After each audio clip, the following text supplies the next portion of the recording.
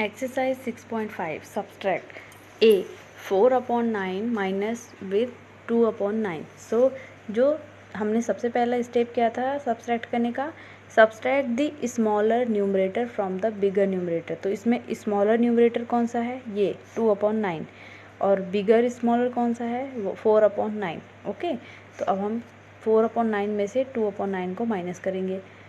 सो अब हमने इसको माइनस किया, so you can see here 4/9 minus 2/9 equal to, जब हम इसको इसमें से माइनस कर रहे हैं तो हम एक कॉमन डिनोमिनेटर क्या है इन दोनों में, 9।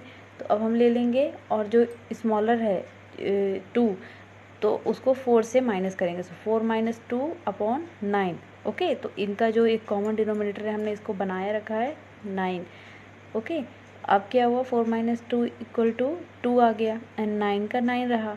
ओके, तो अब तो जो 2 है वो 9 का तो मल्टीपल है भी नहीं, तो कट भी नहीं सकता। सो इसका आंसर आ जाएगा 2/9।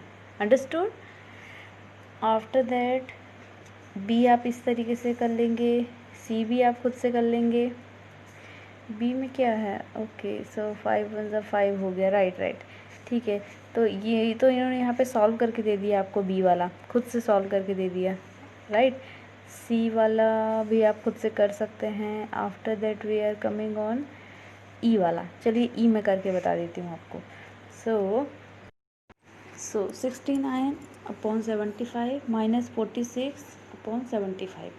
सो अब जब हमने इनका माइनस किया, इक्वल टू में क्या आ गया, 69 माइनस 46 एंड कॉमन नंबर आ गया 75, तो हमने एक में ही ले लिया। 69 माइनस 46 इक्वल टू 23, तो 23 आ गया यहाँ पे, राइट। 23/75, क्योंकि जो एक कॉमन इनका जो न्यूमरेटर है, डिनोमिनेटर है, तो कॉमन डिनोमिनेटर 75 है ना, तो हमने वो का वही ले लिया। सो answer is 23/75। Understood. After that we are coming on word problems. So example 1, Rima had 2/5 meter of ribbon. Her sister gave her another 1/5 meter. What is the total length of both the ribbon? So Reema के पास 2/5 metre का ribbon था और उसकी sister ने उसको एक और रिबन दे दिया जो 1/5 मीटर का था। सो अब टोटल लेंथ ऑफ दोनों रिबन्स की टोटल लेंथ क्या हो गई? तो solution is that length of ribbon Rima had is 2/5 meter and length of ribbon gives to her 1/5। Okay, तो उसके पास जो पहले से था उसका जो लेंथ थी वो 2/5 मीटर थी और जो उसको मिल गया वो 1/5 था जो उसकी सिस्टर ने दिया, 1/5 मीटर का था। So total length of both ribbons are 2/5 plus 1/5। तो अब हम क्या करेंगे, जो इनका कॉमन डिनोमिनेटर है वो नीचे वैसा का वैसा ले लेंगे। 5 है तो 5 ले लिया नीचे एंड 2 + 1 क्या हो गया, 3। So answer is 3/5 metre.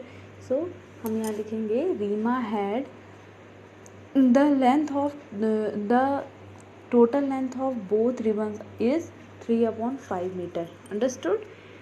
तो इस तरीके से आप ये कर लेंगे। इसका मतलब ये है कि जो फ्रैक्शन में जब भी आप ऐड करेंगे तो ये ध्यान रखिए जो बड़ा नंबर दिया है, जैसे रीमा के पास 2/5 मीटर का रिबन पहले से था और 1/5 उसकी सिस्टर ने दिया, तो 2/5 एंड 1/5 में छोटा कौन सा है बड़ा कौन सा है आप देख के ही समझ गए होंगे, राइट। तो जो न्यूमरेटर है उसके हिसाब से हमने यहाँ पे फाइंड कर लिया कि 2/5 बड़ा है, तो 2/5 में से हमने 1/5 माइनस किया है, राइट।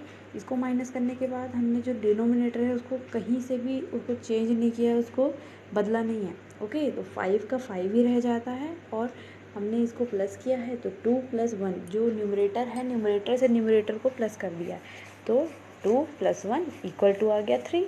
और जो डिनोमिनेटर था 5 वो कॉमन था क्योंकि 2/5 2/5 था और 1/5 भी 5 था, तो जो 5 था कॉमन हो गया तो हमने उसको 5 ही लिया। सो इस तरीके से जब प्लस कर लिया हमने, हमारा आंसर 3/5 आ गया। अंडरस्टूड। इसी तरीके से आप ये जो आपकी एक्सरसाइज 6.6 दिया है इसमें भी सब्सट्रैक्शन के जो कुछ फ्रैक्शंस दिए हुए हैं ये आप खुद से कर लेंगे, right. So try to do this exercise 6.6. This is your homework for today and there is also some word problem, so try to solve this word problems also. Okay, so do it students.